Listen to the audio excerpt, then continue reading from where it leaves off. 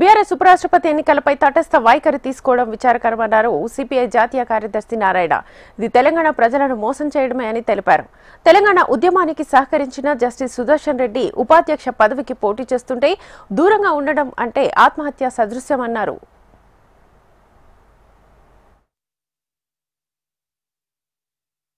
ప్రతిష్టాత్మకంగా జరిగేటువంటి ఉపరాష్ట్రపతి ఎన్నికల పోటీలో టీఆర్ఎస్ తటస్థ వైఖరి తీసుకోవడం అనేది అత్యంత విచారకరం. తెలంగాణ ప్రజల్ని మోసం చేయడమే దగా తప్ప ఇంకోటి కానీ కాదు. తెలంగాణ బిడ్డగా ఉన్నటువంటి జస్టిస్ సుదర్శన్ రెడ్డి గారు ప్రత్యేక తెలంగాణ ఉద్యమానికి సహకరించిన వాడు. దేశవ్యాప్తంగా న్యాయ కోదిగా నీతి చెప్పినటువంటి వ్యక్తి. ఆయన తీర్పులు చారిత్రాత్మకం.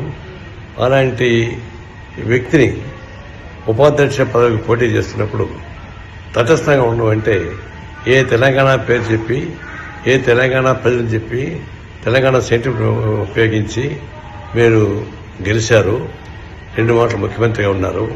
అలాంటి టీఆర్ఎస్ పార్టీ బాయ్కాట్ చేయడం అంటే ఇది ఆత్మహత్య సదృశ్యం. తెలంగాణ ప్రజలకు ద్రోహం చేసిన తప్ప కూడా కానే కాదు. ప్రతిష్టాత్మకంగా జరిగేటువంటి ఉపరాష్ట్రపతి ఎన్నికల పోటీలో